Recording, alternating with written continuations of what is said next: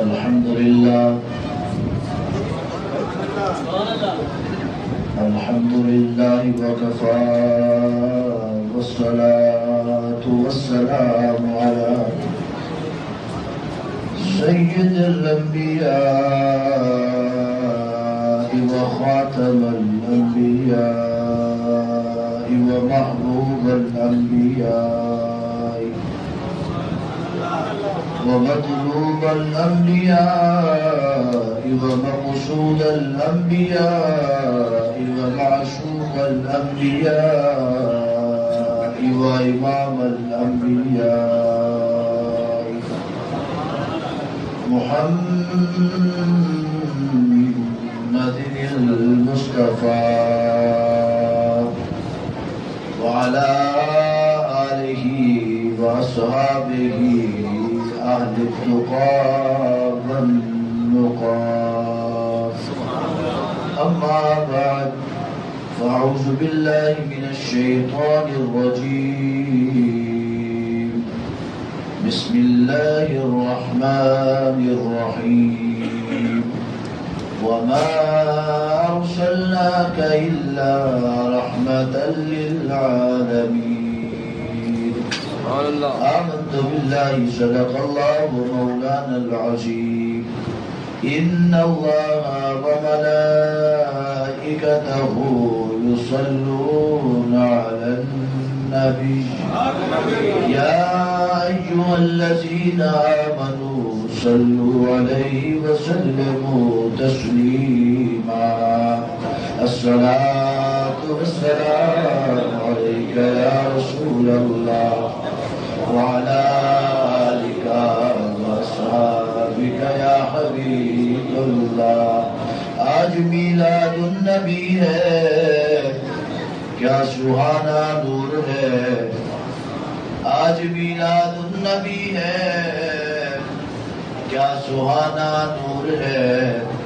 آ گیا وہ نور والا جس کا سارا نور ہے. آ گیا وہ نور والا جس کا سارا نور ہے. اور انسان کبھی شرک سے آزاد نہ ہوتا. انسان کبھی شرک سے آزاد نہ ہوتا. گر نور نبی دار میں آباد نہ ہوتا. سجدہ نظمی پر کوئی اللہ کو کرتا. ہر مسجد ہی نہ ہوتی جو یہ میلاد نہ ہوتا. حمد و ثنا کے بعد میرے انتہائی واجب الاحترام دوستوں بزرگوں، میں اور آپ خوش نصیب ہے کہ جنہیں رب ذوالجلال نے یا جن کے نصیب و مقدر میں رب ذوالجلال نے اپنے محبوب کے میلاد پر حاضری عطا فرما دی ہے. یہ سرکار کے میلاد پر آنا، سرکار کے میلاد کو سجانا ہر ایک کا مقدر نہیں، نصیب والوں کی بات ہے. اور آپ سب اہل علاقہ خوش نصیب ہیں کہ جنہیں قاری محمد ایوب صاحب زیدہ مجدہور جیسا بہترین استاد، بہترین امام نصیب ہوا کہ قیامت کے دن بڑی بڑی دولتوں والے جب جائیں گے ان کو حساب کتاب بڑے لمبے چوڑے دینے پڑیں گے. رب اور رب کا محبوب جب پوچھے گا بتاؤ اے قاری محمد ایوب تم ہمارے لیے کیا لائے ہو. یہ دونوں فرزند آگے کر کے کہیں گے مالکہ میں دونوں بیٹے عالم دین بنا کے لایا ہوں. تو اس سے بڑی دولت اور وراثت نہیں ہو سکتی ہے. میں ویسے ہی یہ دونوں شہزادے ان کے بڑے پسند ہیں، بڑی محبت میں کرتا ہوں ان بچوں سے اور بڑی دل سے دعا نکلتی ہے. کیوں دل سے دعا نکلتی ہے؟ جن کے اندر ادب بھی ہو، عشق بھی ہو، محبت بھی ہو، علم بھی ہو اور اہل علم سے پیار بھی ہو، ان پر پیار آ ہی جاتا ہے. مولانا جلال الدین رومی رحمۃ اللہ علیہ بہت بڑے بزرگ ہیں، آپ نے نام سنا ہے ان کا. نام سنا ہے؟ رومی جس کے مصطفیٰ میں فنا ذات کو کہتے ہیں. مولانا جلال الدین رومی رحمۃ اللہ علیہ اپنے سنگیوں میں دوستوں میں بیٹھے ہیں, تشریف فرما ہے, مجلس لگی ہوئی ہے, جیسے ہم سارے دوست بیٹھے ہیں. تو مولانا رومی رحمۃ اللہ علیہ سب سے کہتے ہیں کہ آؤ میں تمہیں اپنے محبوب کا ایک فرمان سناتا ہوں. اور دیوانوں کا کام ہے جب آقا کی بات ہو تو ان کے اندر اور باہر دل کی کھڑکیاں بھی کھل جائیں, ایمان مچل جانا چاہیے. اور بات کن کی ہے؟ آمنہ کے لال کی بات ہے. بات کن کی ہے؟ محبوب پروردگار کی بات ہے. بات کن کی ہے؟ امت کے غمخار کی بات ہے. بات اس محبوب کی ہے کہ جنہوں نے پتھروں کو بھی کلمہ پڑھایا ہے. بات اس محبوب کی ہے جنہوں نے سوکھی کھجوروں کو بھی اگایا ہے. بات اس محبوب کی ہے جنہوں نے اپنے جڑوں سے ابو بکر کو صدیق اکبر بنایا ہے. بات اس محبوب کی ہے جن کی بددعا کا مکھڑا دیکھنے سے عمر فاروق اعظم بنے ہیں. بات اس محبوب کی ہے جن کے سینے کے ساتھ لگنے سے عثمان ذوالنورین بڑے ہیں. بات اس محبوب کی ہے جن کے چہرے کی سیاہ دیکھنے سے حیدر کرار علی المرتضی بنے ہیں.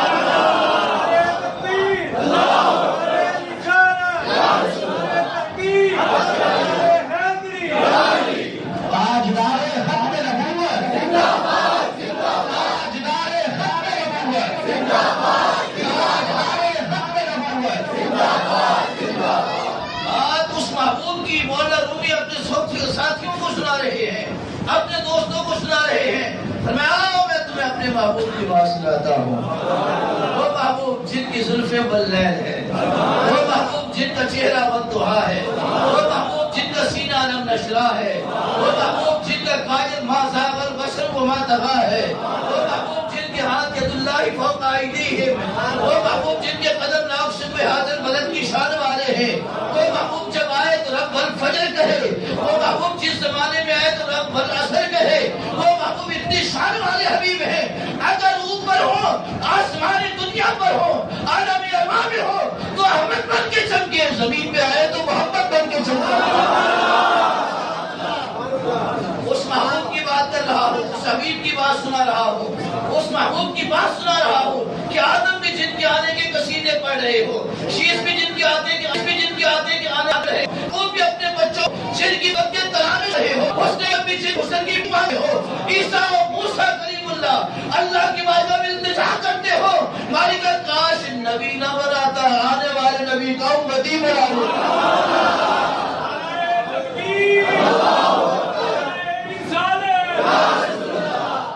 اس محبوب کی بات سنا رہا ہوں جس محبوب مکہ میں آئے تو مکہ کو مکرم بنا دیں, یثرب میں قدم رکھے تو مدینہ منور بنا دیں. اس محبوب کی بات سنانے لگا ہوں جس محبوب کی کائنات میں جلوہ گری سے کائنات کی ماں کو بھی سکون مل گیا ہے. اس محبوب کی بات سنا رہا ہوں کہ جن کی جلوہ گری سے باپ کو عزت و وقار ملی ہے, بیٹے کو مقام ملا ہے, بیٹی کو احترام ملا ہے. اس محبوب کی بات کر رہا ہوں کہ مومن کی مسکراہٹ میں بھی رتنوں سے جنت کا تحفہ تھا.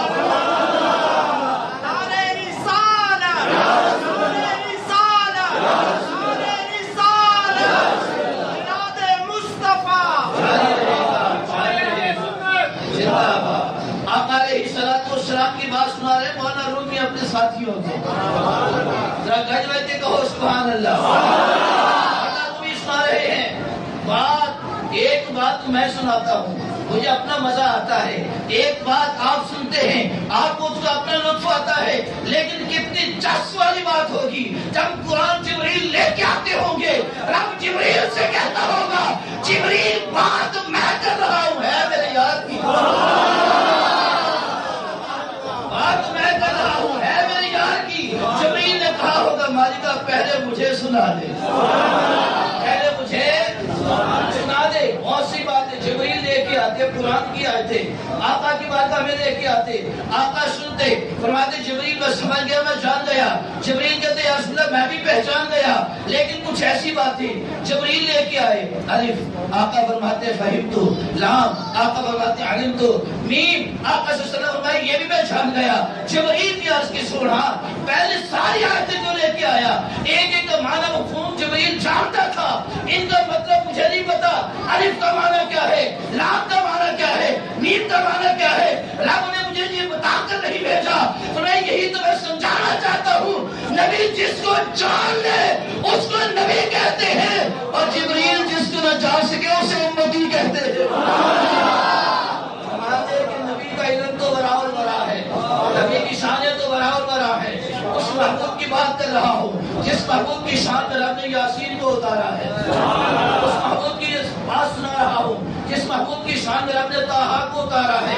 اس محبوب کی شان بیان کر رہا ہوں جس محبوب کی شان میں رب نے مزمل کو اتارا ہے, مدثر کو اتارا ہے. جس محبوب کی شان میں رب کائنات نے قرآن کی پوری 6666 آیات کو نازل فرمایا. مولانا رومی رحمت اللہ علیہ اپنے احباب میں بیٹھے ہیں, کہتا ہوں میں تمہیں اپنے محبوب کی بات سناتا ہوں. وہ محبوب قربان جائیں ان کی شان پر, قربان جائیں ان کی عظمت پر. کائنات میں جلوہ گر ہوتے ہیں. رب فرماتا ہے میلاد ہو گیا.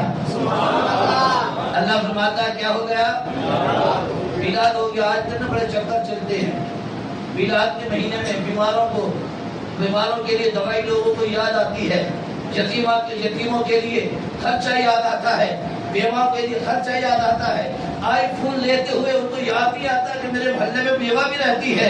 بڑی لگژری گاڑی لیتے ہوئے یاد نہیں آتا کہ میرے محلے کے اندر کوئی یتیم بھی رہتے ہیں. لیکن جب نبی کا میلاد آئے پھر کہتے ہیں یہ پیسے یتیموں کو دے دو, مسکینوں کو دے دو, بیواؤں کو دے دو. میں کہتے ہیں یتیم کا مقدر رب نے کتنا عظیم لکھا ہے. آقا کے آنے سے پہلے یتیم کو دھکے دیے جاتے تھے. مہربان نبی تشریف لائے, نبی نے سینے سے لگا کے بتایا کہ یتیم سے جو محبت کرے گا قیامت کے دن آمنہ کے لال کے سینے سے لگ کے کھڑا ہوگا. تمہیں کیا معلوم کہ یتیم کو عزت ملی کہاں سے ہے؟ نبی کے میلاد سے یتیم کو عزت ملی ہے. نبی کے میلاد سے ایک بیوہ کو عظمت و وقار ملا ہے. فتوے آتے ہیں, بتائیں جی اس کی دلیل کہاں لکھی ہے؟ میلاد کی دلیل کہاں لکھی ہے؟ قرآن میں لکھی ہے یا سیاستہ کی کتابوں میں لکھی ہے, بخاری میں لکھی ہے؟ مدینہ شریف میں اس سال 12 ربیع الاول شریف مجھے مدینہ طیبہ میں نصیب ہوا. سرکار کی بارگاہ میں حاضری ہوئی. سرکمنی بار نے کرم فرمایا. ولادت کی جو گھڑیاں تھی نا صبح طیبہ میں ہوئی بڑھتا ہے باڑا, اس صبح کے وقت میں ریاض الجنہ میں اللہ نے نصیب فرمایا. سرکار کے روبرو بیٹھے تھے, عرض کر رہا تھا سونے پاکستان میں اس دن اس گھڑی ہوتا تھا تو آپ کے منہ مبارک کی زیارت بھی ہو رہی ہوتی تھی, حسن مبارک بھی ہو رہا ہوتا تھا. آج کتنا کرم فرمایا ہے, آج آپ کے روبرو بیٹھا ہوں. اسی رات میں وہاں پر محفل میلاد تھی مدینہ طیبہ میں. وہ لوگ بڑے دیوانے ہیں, بہت دیوانے ہیں مدینے کے لوگ بھی, بڑا عظیم اہتمام کرتے ہیں. مسجد نبوی کے اندر لگژری دسترخوان بیچ جاتے ہیں. ان سے پوچھا جاتا ہے کہ آج اہتمام پہلے سے زیادہ ایکسٹرا کیوں ہے؟ وہ کہتے ہیں آج مولد النبی کا گھڑی ہے. آپ مسجد نبوی سے مسجد قباء کی طرف صبح کے وقت میں نکل جائے اور مسجد قباء سے مسجد نبوی کی طرف آ جائے, جگہ جگہ آپ کو لنگر کھلانے والے بیٹھے ہوں گے. کوئی کھجور کھلا رہا ہے, کوئی قہوہ پلا رہا ہے, کوئی چائے پلا رہا ہے, کوئی کچھ لنگر کھلاتا ہے, کوئی کچھ لنگر کھلاتا ہے. ان سے پوچھا میں نے, بتاؤ تو صحیح اہتمام کیوں کیا ہے لنگر کے یہاں؟ راستے میں کھڑے ہو, شبیریں لگا کے کھڑے ہو, کوئی کھجوریں بانٹ رہا ہے, کوئی روٹی کھلا رہا ہے, کوئی چائے پلا رہا ہے, معاملہ کیا ہے؟ کہا کہ انہی راستوں سے محبوب آئے تھے. انہی راستوں سے محبوب آئے تھے. تو محفل میلاد تھی مدینہ طیبہ میں 12 ربیع الاول کی خاص رات میں. وہاں پر میرا خطاب تھا تو ایک علامہ صاحب وہاں تشریف فرما ہوئے, کہنے لگے ہم تو نہیں اعتراض کرتے, وہ اعتراض کرتے ان کے لیے جواب کیا ہوگا؟ میں نے کہا کہ کیا مانگتے ہو؟ کہنے لگے اعتراض والے کہتے ہیں کیا قرآن میں لکھا ہے میلاد؟ کیا بخاری میں لکھا ہے میلاد؟ کیا مسلم شریف میں میلاد لکھا ہے؟ کیا سیاستہ کی دیگر کتابوں میں میلاد لکھا ہے؟ حالانکہ باب میلاد النبی موجود ہے. باب میلاد النبی یہ علماء کے لیے میں چھوڑے جا رہا ہوں, لیکن عوام الناس کے لیے اتنے کافی ہے. میں نے کہا صاحب تو دلیل مانگتا ہے, ہمارے لیے اتنی بات کافی ہے. اب بخاری اور مسلم کو نہیں دیکھتے, رب کائنات نے میلاد کی دلیل سنیوں کے نصیب میں لکھی ہے، کسی کتاب میں نہیں ہم دیکھتے، کسی کتاب کا برکت نہیں کھولتے۔ رب نے جب سے میں پیدا کیا ہماری نصیب میں لکھ دیا کہ تم ہی میرے محبوب کے ہو۔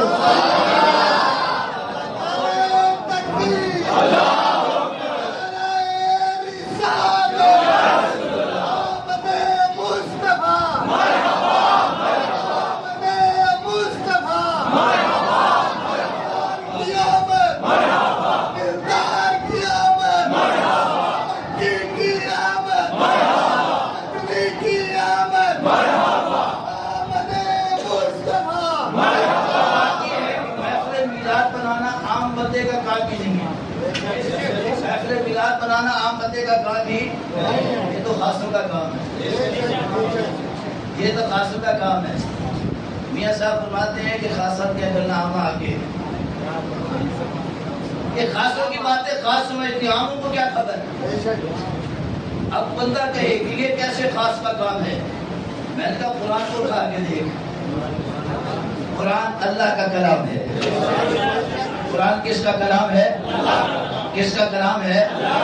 اللہ کا کلام ہے، اور اللہ کا کلام انسان کا ایمان ہے۔ مومن کا کیا ہے؟ ایمان ہے۔ اگر رب کے کلام پر یقین نہیں تو یقین اپنی ذات پر بھی نہیں ہو سکتا۔ اللہ کا کلام ہے، رب کا کلام ہے۔ اخر میلاد کو کیا پتہ بیان کر رہا ہے؟ وَإِذْ أَخَذَ اللَّهُ مِيثَاقَ النَّبِيِّينَ۔ علماء بیٹھے ہیں، گرامر کی تشریح کرنے کے بعد آپ کو سمجھاتے رہیں گے، میں مختصر عام فہم ذہنوں کو سمجھا رہا ہوں۔ بمانا اور اس یہ کلمہ ہے، اس کے اندر اس کا معنی چھپا ہوا ہے۔ یہ معنی اذکر کے ہے، اس بمانا اذکر کا اس کا مطلب کیا ہے؟ محبوب آپ یاد کیجئے، محبوب آپ یاد کیجئے۔ اور یاد کون سی بات کرائی جاتی ہے؟ جس بات میں شریک ہو بندہ۔ آج کی محفل آپ لوگ دیکھ رہے ہیں، سن رہے ہیں، آپ اس میں موجود ہے، جو گفتگو ہوگی آپ اس کے وٹنس ہوں گے، گواہ ہوں گے۔ کل کو 2 سال 4 سال 5 سال 10 سال بعد کی بات ہوگی تو آپ کہیں گے علامہ صاحب ہم بھی موجود تھے۔ آپ کسی دوست کو گواہ بنائیں گے، میرے بھائی یاد کر وہ بات، جمشید میاں یاد کرو وہ بات یاد کرو کہ جب وہ جلسہ ہوا تھا اس میں یہ باتیں ہوئی تھی۔ رب اپنے محبوب سے کہہ رہا ہے وَإِذْ، اور محبوب یاد کیجئے، کیونکہ رب کا کلام اترا میرے مصطفیٰ پہ ہے۔ قرآن نہ موسیٰ علیہ السلام پہ اترا، نہ عیسیٰ پیغمبر پہ اترا، نہ آدم سبی اللہ پہ اترا، نہ نوح نجی اللہ پہ اترا ہے۔ قرآن اترا ہے تو محمد حبیب اللہ پہ اترا ہے۔ رب فرمایا وَإِذْ، محبوب یاد کیجئے، اخذ اللہ، جب اللہ نے پکڑا میثاق النبیین، نبیوں سے پورا وعدہ، نبیوں سے پورا یعنی پکا پیڈا وعدہ، کہا کہ پکا وعدہ کرو، پکا مضبوط وعدہ کرو، ایسا وعدہ کہ جس وعدے سے دائم آئی نہیں ہو سکتے، اور وعدہ رب کی ذات سے کیا ہو، کیا بھی رب کے نبیوں نے ہو، اور اللہ کے نبی خاص ہیں کہ عام ہیں؟ بولے ہیں اس کائنات سے رب کے جتنے نبی ہیں سارے خاص ہیں کہ نہیں؟ اور وہ جلسہ صرف خاصوں کا ہے، اس میں عام کا ذکر ہی نہیں ہے۔ بھائی صاحب حضرت اللہ میثاق النبیین، یہاں نبیوں کا ذکر ہے اور آمد مصطفیٰ کا اعلان ہو رہا ہے۔ رب کائنات فرما رہے کہ میں تمہیں بھیجوں گا دنیا میں نبی بنا کر، کسی کو رسول بنا کر، اور شان یہ عطا کروں گا کہ کسی کو ڈنڈا دوں گا اور ان کے ہاتھ کا ڈنڈا اتنا کمال والا ہوگا، اگر زمین پر پھینکیں گے وہ اژدہا بن جائے گا۔ بکریوں کو کھانا کی ضرورت ہوگی تو زمین میں گاڑ دیں گے، پتے نکل آئیں گے، بکریاں چلنا شروع ہو جائیں گی۔ اگر نبی کو ٹیک لگانے کی ضرورت ہوگی زمین میں گاڑ دیں گے، نبی ٹیک لگا کے بیٹھ جائیں گے۔ اگر نیل کے اندر راستہ بنانے کی ضرورت ہوگی وہ آسا لگائیں گے دریا کے اوپر، دریا نیل راستہ چھوڑ دے گا۔ اور اگر پانی کی ضرورت امت کو پڑے گی وہ ڈنڈا پتھر پر ماریں گے، پتھر سے پانی کے چشمے جاری ہوگا۔ کسی کو احسان دے کر بھیجوں گا، کسی نبی کو احسان دے کر بھیجوں گا کہ وہ ہاتھ نکالیں گے، اپنے بغل سے باہر چمکتا ہوا آتا ہے، چمکتا ہوا ہاتھ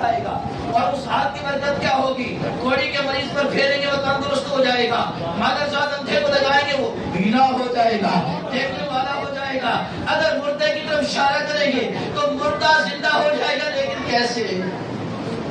لیکن کیسے؟ تخلق الطین. قرآن کہہ رہا ہے کہ جب عیسیٰ علیہ السلام نے ایک پرندے کو زندہ کرنا چاہا تو قرآن کہتا ہے کہ موسیٰ علیہ السلام اللہ سے اجازت مانگی، بِإِذْنِی، یا اللہ مجھے اجازت ہے میں یہ کام کر لوں، میں یہ کام کر لوں. تو پھر موسیٰ علیہ السلام نے جب کوڑی کے مریض کو ٹھیک کرنا چاہا کہا کہ یا اللہ بِإِذْنِی، کام کر لو. رب نے کہا کر لو. مادر صاحب اندھے کو زندہ اپنا آنکھیں دینا چاہیے، اندھے کو آنکھیں دینا چاہیے، کہا کہ مالک کا اجازت ہو تو اس کو آنکھوں والا معاملہ کر دو کہ دیکھنا شروع ہو جائے. رب نے کہا اجازت ہے. ہر کام بھی اجازت، ہر کام بھی اجازت. عیسیٰ علیہ السلام بڑی شان والے نبی ہیں، بڑی عظمت والے نبی ہیں، نبی بھی ہے رسول بھی ہے کہ پیدا ہوتے اعلان کرتے ہیں وجعلنی نبیا، رب نے مجھے نبی بنا کر بھیجا، آتانی الکتاب، کتاب دے کر بھیجا. اتنے عظمت والے نبی ہیں. لیکن جو بھی کام کرتے ہیں مالک کا اجازت ہے، اجازت ہے. اللہ فرماتا ہے اجازت ہے. لیکن جب محبوب کی باری آئی وَإِنَّا أَرْسَلْنَاكَ شَاهِدًا وَمُبَشِّرًا وَنَذِيرًا وَدَاعِيًا إِلَى اللَّهِ بِإِذْنِهِ وَسِرَاجًا مُنِيرًا. محبوبہ پہلے نبی دنیا میں آنے کے بعد کہتے تھے کہ اللہ اجازت ہے یہ کر لوں، کہ اللہ اجازت ہے یہ کر لوں. لیکن محبوبہ شان تیری بنا کے بھیج رہا ہو، تو مبشر بھی ہے، تو نذیر بھی ہے، تو شاہد بھی ہے. یا رسول یا اللہ، اے میرے حبیب، اے میرے محبوب، اب ہر ایک کو دیکھنے والے ہیں، حاضر و ناظر ہیں، داعی اللہ، اللہ کی طرف بلا رہے ہیں.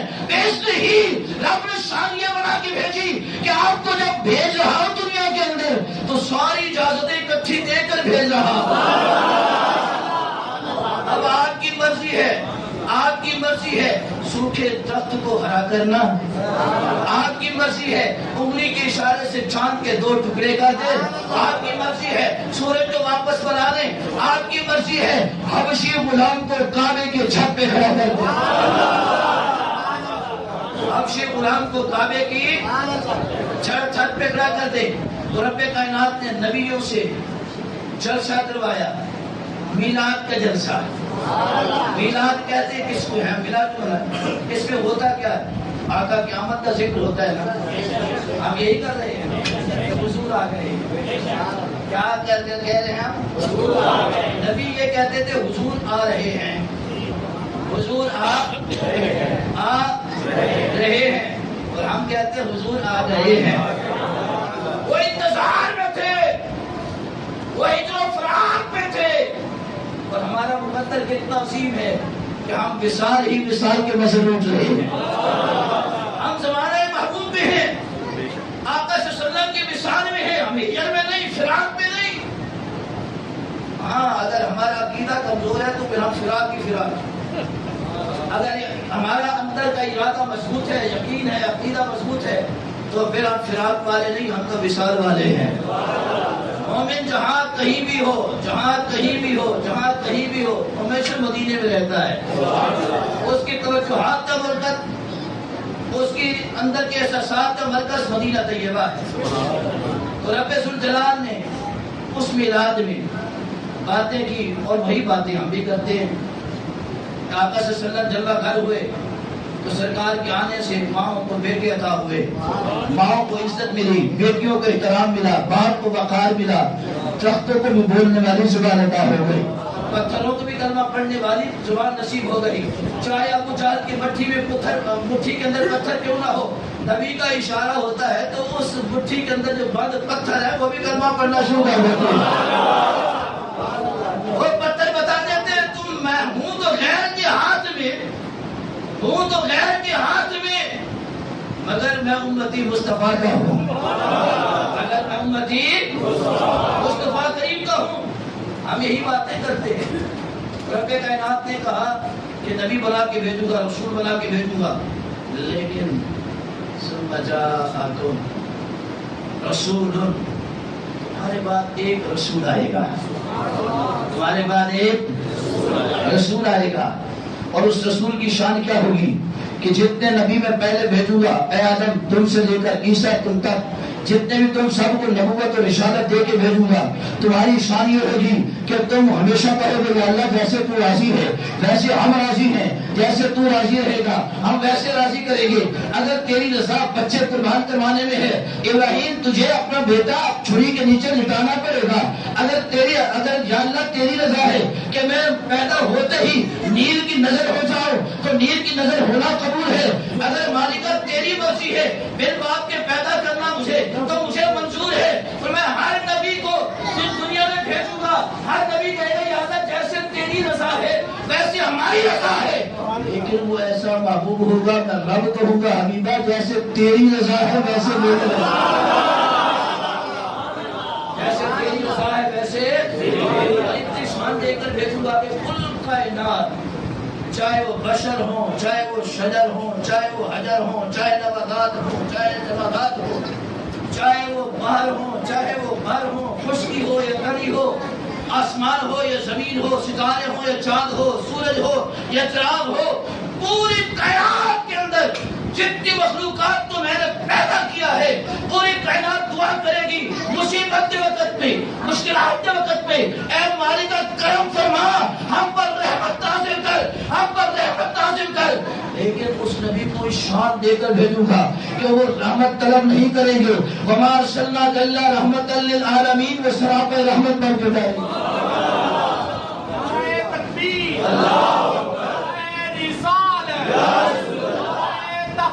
اللہ حیدری، محمد مصطفیٰ، مرحبا مرحبا مصطفیٰ، مرحبا مرحبا مصطفیٰ، مرحبا مرحبا۔ تو مولانا رومی رحمت اللہ علیہ اپنے صاحبوں سے بات کر رہے ہیں، آؤ میں تمہیں اپنے محبوب کی ایک بات بتاتا ہوں، آؤ میں تمہیں اپنے محبوب کی ایک بات۔ اب دیکھیں اس بات بتانے سے پہلے جو توحید میں نے باندھی ہے، عشق والی، محبت والی، چاہت والی، وہ اس لیے باندھی ہے تاکہ بات سننے کے لیے سینے بے قرار ہو جائے، بے قرار ہو جائے، تاکہ علماء محدثین کیا پڑھے، حصیاں پڑھے، ایک ایک حدیث کو سننے کے لیے 3-3 مہینے کے پیدل سفر کیا کرتے تھے، پاؤں پھٹ جاتے تھے، ان کے کپڑے پھٹ جاتے، کھانا پینا بھول جاتے، پتہ چلتا کہ فلاں علاقے کے اندر ایک محدث ہے جس کے پاس ایک نبی کی حدیث ہے، ایک بیان ہے، ایک فرمان مصطفیٰ ہے، پیدل سفر 3-3 مہینے کیا کرتے تھے۔ اور ہم کتنے خوش نصیب ہیں، ایک ہی مسجد میں ایٹ اے ٹائم کئی سرکار کی باتیں سن لیتے ہیں۔ رومی صاحب رحمۃ اللہ علیہ فرماتے ہیں سنو میرے آقا نے فرمایا ہے کہ کل قیامت کے دن کچھ ایسے لوگ اللہ کی بارگاہ میں آئیں گے، اللہ کی بارگاہ میں فریادی بن کے آئیں گے، آپ عرض کریں گے یا اللہ ہم جنت میں جا رہے ہیں مگر ہم دیکھتے ہیں کہ جنت ہمارا دنیا کے اندر فلاں ہمارا دوست جو ہے وہ اچھی صحبت، اچھی محفل کا ساتھی ہوا کرتا تھا، وہ ہمارے ساتھ موجود نہیں، ہماری نگاہیں اس کو نہیں دیکھ رہی، مالکہ وہ کدھر ہے؟ رب فرمائے گا جاؤ اسے دیکھو، تلاش کر لو، تلاش کر لو۔ وہ جائیں گے جنت کی طرف دیکھیں گے، واپس آئیں گے، مالکہ جنت میں نہیں ہے، وہ جنت میں نہیں ہے۔ تو رب کائنات فرمائے گا اچھا پھر دوزخ میں دیکھ لو، وہ دوزخ میں دیکھیں گے، دوزخ کی طرف جھانکیں گے، دیکھیں گے مالکہ وہ تو دوزخ کی آگ کا ایندھن بن رہے ہیں، وہ جہنم کے عذاب میں جل رہے ہیں۔ اللہ فرمائے گا جاؤ ان کو پکارو، وہ تمہاری آواز سنیں گے، ان کا نام لے کے پکارو۔ امتی میں ایک بات یہاں پر نقطہ عرض کرنا چاہتا ہوں، مولانا رومی فرماتے ہیں کہ آقا فرماتے ہیں کہ اچھی صحبت اور سنگت کے بیٹی، یہ اچھی صحبت اچھی محفل میں آپ بیٹھے ہیں، آپ ایک دوسرے کے بیلی ہیں، قیامت تک کے بیلی ہیں۔ مولانا رومی فرماتے رب کہے گا انہیں پکارو، ان کا نام لو، وہ نام پکاریں گے فلاں بن فلاں، وہ جو دوزخ میں جل رہا ہوگا کہاں پر وہ ہاتھ بلند کرے گا اللہ کی بارگاہ میں، وہ بندے کہیں گے یا اللہ ہاتھ بلند کرے، میں پکڑ لو اپنے ساتھ جنت میں لے جاؤ، پکڑ لو اپنے ساتھ جنت میں لے جاؤ۔ میں یہاں پر ایک بات عرض کرتا ہوں، کیا ایک سنگی کو نہیں بھولے گا، ایک دوست کو نہیں بھولے گا، تو کیا مصطفیٰ کریم اپنی امت کو بھول جائیں گے؟ وہ میرے آقا صلی اللہ علیہ وسلم جب جنت میں تشریف لے جائیں گے، جنت میں مشاہدہ کریں مشاہدہ کرنے کے بعد پھر اللہ کی بارگاہ میں رجوع کریں گے. والدہ فلاں بن فلاں، فلاں بن فلاں، فلاں بن فلاں، میرا فلاں فلاں امتی فلاں نام والا، اس کے باپ کا یہ نام، اس کے ماں کا یہ نام ہے. والدہ میں نے اسے جنت میں نہیں دیکھا ہے، میں نے اسے جنت میں نہیں دیکھا ہے. اللہ فرمائے گا حبیبہ اس کو جہنم سے نکال لو. آقا صلی اللہ علیہ وسلم جہنم کے کنارے پہنچیں گے. رب فرمائے گا محبت کنارے سے اگلے پاسے رہنا ہے، کیونکہ سامنے اگر تیرے جمال کو جہنم نے دیکھ لیا تو جہنم جہنم ہو جائے گی. آپ یہاں سے ان کا نام لیں.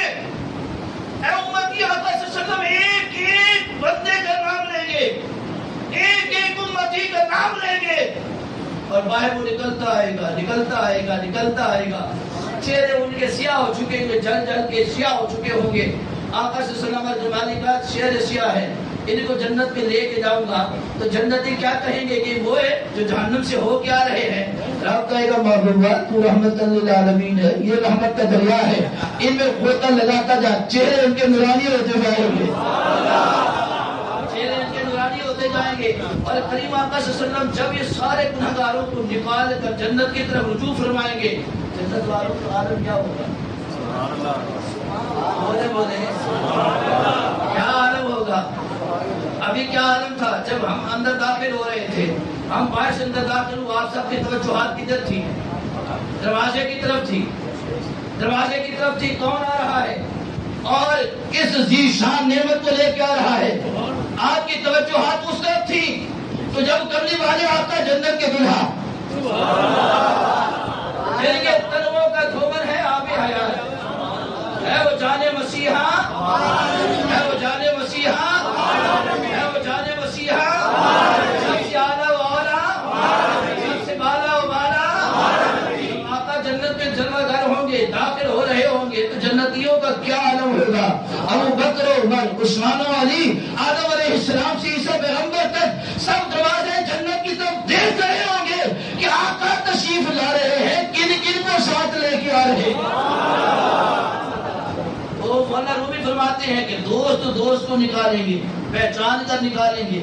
نکالنے کا زیادہ یہ ہمارے دوست تھے، اچھی محفل میں ہم اکٹھے بیٹھتے تھے، اچھی صحبت میں اکٹھے بیٹھتے تھے. رب فرمائے اچھا جاؤ جدھر تمہارا مقام ہے ادھر انہیں کو اپنے ساتھ لے جاؤ. مولانا رومی رو پڑے، مولانا رومی رو پڑے. کہنے لگے کہ قیامت اگر میں تمہیں نظر نہ آؤں، میں ہاتھ باندھ کے کہتا ہوں مجھے وہاں پر ضرور یاد کر دے. کہیں میں اپنے اعمال کی وجہ سے گزر پچڑ رہا ہوں، مجھے ضرور یاد کر لینا. ہو سکتا ہے تمہاری گواہی سے رب مجھے بھی جنت میں داخل کروا دے. یہ محبوب کی باتیں محبوب سمجھا کرتے ہیں. اور آخری بات ہے، جو آقا صلی اللہ علیہ وسلم کے لیے فدا ہوتے ہیں نا، قبل والے ان کو محروم نہیں کرتے. میرا کر تو محروم. حضرت ابو طلحہ انصاری رضی اللہ تعالیٰ عنہ صحابی رسول ہے، دیوان رسول ہے، عاشق رسول ہے. اس سے بڑا عاشق کون ہو سکتا ہے؟ قبل والے کا چہرہ دیکھ کر کلمہ پڑھا مسلمان ہو سکتا ہے. قرآن کی آیت نازل ہوتی ہے لن تنالوا البر حتى تنفقوا مما تحبون وما تنفقوا من شيء فإن الله به عليم. یہ آیت مبارکہ نازل ہوئی کہ تم ہرگز اس وقت تک نیکی کو حاصل نہیں کر سکتے جب تک اپنی پسندیدہ چیز اللہ کی راہ میں قربان نہ کر دو. آج ہمارا تو عالم یہ ہے جو کپڑے ویسٹ ہو گیا، ہم کہتے ہیں چل اس کو خیرات کر دو، صدقہ دے دو. کھانا بچ گیا، کہتے ہیں فقیر کو دے دو. ہم ایسے ہی کرتے ہیں، ویسٹ چیز کو ہم خیرات کرتے ہیں، صدقہ کرتے ہیں، اور صدقے کے لیے وہ گوشت دیتے ہیں، باہر نکالتے ہیں، راستوں میں پھینکتے ہیں. حالانکہ غلط بات ہے. صدقہ تو بیسیکلی ہے دوسرے مسلمان کمزور کی مدد کرنا، اس کو صدقہ کہتے ہیں. یہ چھتوں پر پھینکنا یہ صدقہ نہیں ہے. پارک میں، چوراہوں میں، دریاؤں میں گوشت پھینکنا یہ صدقہ نہیں ہے. اے بھولے بھالے لوگوں، اس کو صدقہ نہیں کہتے. صدقہ بنیادی طور پر اس لیے آیا ہے کہ آپ کسی کمزور کی مدد کریں، اللہ اس کے ذریعے آپ کی مدد فرما دیتا ہے. کیونکہ آقا کا فرمان ہے جو کسی ایک حاجت مند کی ضرورت پوری کرتا ہے، اللہ اس کی 1,00,000 ضرورتیں پوری فرما دیتا ہے. تو ہم نے ویسٹ کو صدقہ کر دیا. گوشت جو ہم خود نہیں کھاتے اللہ کی راہ میں دے دیتے، جس صدقہ ہے. صبح صبح سڑک کے کنارے، نہر کے کنارے، دریا کے کنارے کھڑے لفافے لے کر. یہ بتایا کیا وہ اس کے اندر لفافوں جو گوشت ہے وہ آپ کھاتے ہیں؟ کھاتے ہیں. تو اللہ کی راہ میں وہ ایسی چیز کیوں بیچتے جو خود نہیں کھاتے؟ جو خود کو پسند نہیں اسے اللہ کی راہ میں نکالا۔ وہ رب جو آپ کو رزق دے رہا ہے، سانسیں دے رہا ہے، آنکھوں کا نور دیتا ہے، دل کا سرور دیتا ہے، زبان کو کلام دیتا ہے، جسم کو حرکت دیتا ہے، رزق میں برکت دیتا ہے، اور آپ پہ حیا دیتا ہے، رہنے کے لیے گھر دیتا ہے، سینے کے لیے اپنا در دیتا ہے۔ آپ اس کی راہ میں نکالتے ہیں تو پھیپڑے، اس کی راہ میں نکالتے ہیں تو جناب فیصلہ مال، یہ کوئی صدقہ نہیں ہے۔ صدقہ وہ گوشت ہے جس کو آپ اپنے لیے پسند کرتے ہو، صدقہ وہ لباس ہے جو اپنے لیے آپ پسند کرتے ہیں، صدقہ وہ خوراک ہے جو آپ اپنے لیے پسند کرتے ہیں، وہ صدقہ ہے۔ تو قرآن نے کہا اس وقت تک تم نیکی کو حاصل نہیں کر سکتے جب تک تم اپنی پسندیدہ چیز اللہ کی راہ میں قربان نہ کر دو۔ حضرت ابو طلحہ انصاری آقا کی بارگاہ میں حاضر ہوئے، آج کے رسول وسلم مجھے اپنا گروہ کا یہ فلاں باغ بڑا پسند ہے، بڑا پسند ہے، تو میں اس باغ کو آج آپ کے قدموں میں خیرات کرتا ہوں، یہ قربان کرتا ہوں، مجھے پسند ہے۔ اس کی کھجوریں سب سے اعلیٰ قیمتی پورے عرب میں سب سے زیادہ قیمت والی ہیں، اور اس کا پرافٹ سب سے اعلیٰ ہوتا ہے کملی والیہ میں، اللہ کی راہ میں۔ اس کو آپ کی بارگاہ میں پیش کرتا ہوں، اور مدینہ طیبہ میں مسجد نبوی شریف، پیادے سبحان اللہ، اللہ آپ سب کو سبحان اللہ پر مدینہ طیبہ کی ساتھ حاضر نصیب فرمائے۔ آپ اس بار مدینہ طیبہ کی سیر کرے جائیں، اس مسجد نبوی شریف کا 20 نمبر 21 نمبر 22 نمبر جو دروازہ ہے، باب فہد جس کو کہتے ہیں، وہ دروازہ سارا حضرت ابو طلحہ انصاری کا کھجوروں کا باغ تھا۔ آپ 21 نمبر گیٹ سے اندر داخل ہوتے ہیں، داخل ہوتے ہی 2 ستونے کے درمیان قالین 24 گھنٹے بچھا رہتا ہے، اس قالین کے نیچے وہ 3 کنویں موجود ہیں، جن کنووں میں کرنے والے اپنی یہ ٹانگیں مبارک سرکار اندر کر کے بیٹھتے تھے، پانی آ کر خود سرکار کی جسم مبارک کے گوشے کیا کرتا ہے، اور مدینے والے سمجھ جاتے تھے کملی والے باغ میں، کیونکہ پانی چومتا ہوا آقا صلی اللہ علیہ وسلم کے جسم کے بوسہ لیتا ہوا، آگے والا آگے نکل جاتا، پھر پیچھے والا زور لگا کے آ جاتا، جیسے لین بنائی ہوگی والوں نے، تو دیکھ لے میری باری، تو دیکھ لے میری باری۔ پانی بھی قطرہ قطرہ ہے، اور ایک پانی سرکار کا امتی ہے، آقا کا غلام ہے، آقا صلی اللہ علیہ وسلم پر فدا ہونے والا ہے، پانی کا ایک قطرہ زیارت کرتا، دوسرا کہتا تو ان کے چل میری باری آؤ گے۔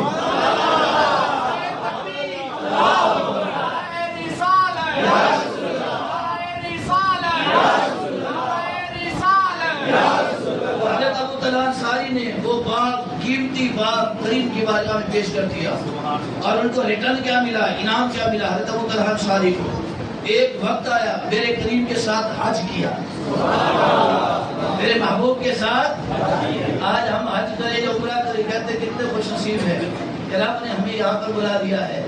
بندہ پھر پیر کے ساتھ اپنے مرشد کے ساتھ چلا جائے، کہتا میں اور خوش نصیب ہوں اپنے استاد کے ساتھ ہو، بندہ کہتا میں اور خوش نصیب ہوں اپنے ماں باپ کے ساتھ ہو، بندہ کہتا میں کتنا خوش نصیب ہوں کہ ماں اور باپ کے ساتھ ہوں، میرا قبول ہو یا نہ ہو ان کے صدقے رب قبول فرمانے گا۔ ارے وہ صحابہ جو حج بھی کر رہے تھے وہ دید مصطفیٰ بھی،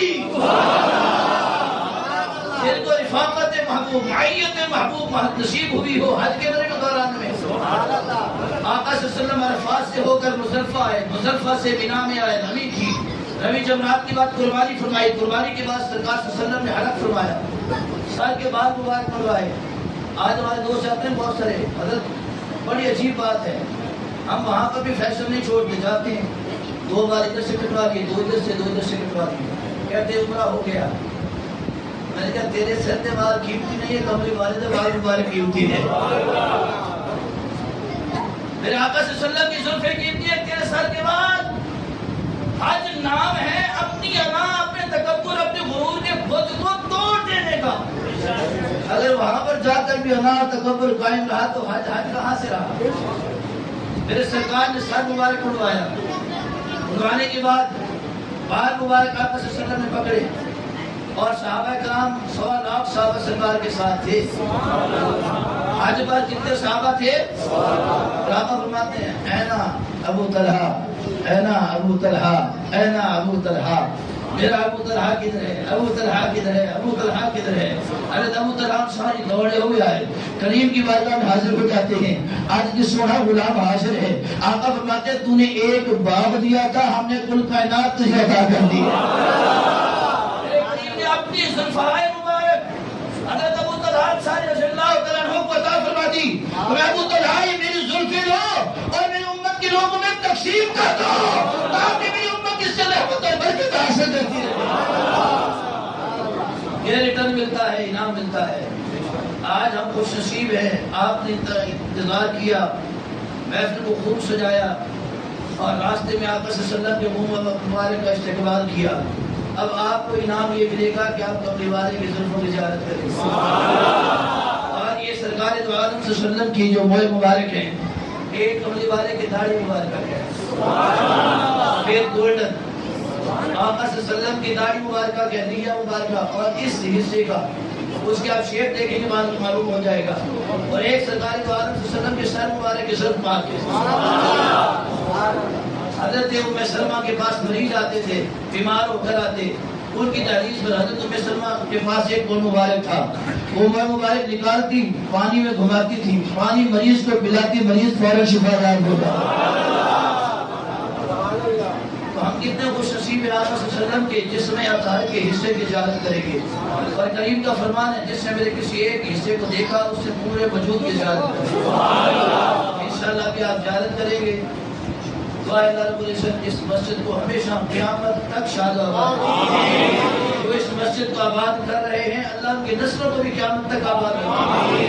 یہاں کے ائمہ ہیں، خطباء ہیں، حکام ہیں، متولین ہیں، نمازی ہیں، جس انداز میں دام درم سفرے شامل ہوتے ہیں، اللہ ان سب کی شمولیت کو اپنی بارگاہ میں اتنا پسند کرے کہ قیامت کا دن ہو محبوب کی قربت اور شفاعت نصیب ہو جائے۔ آخر دعوانا الحمدللہ رب العالمین۔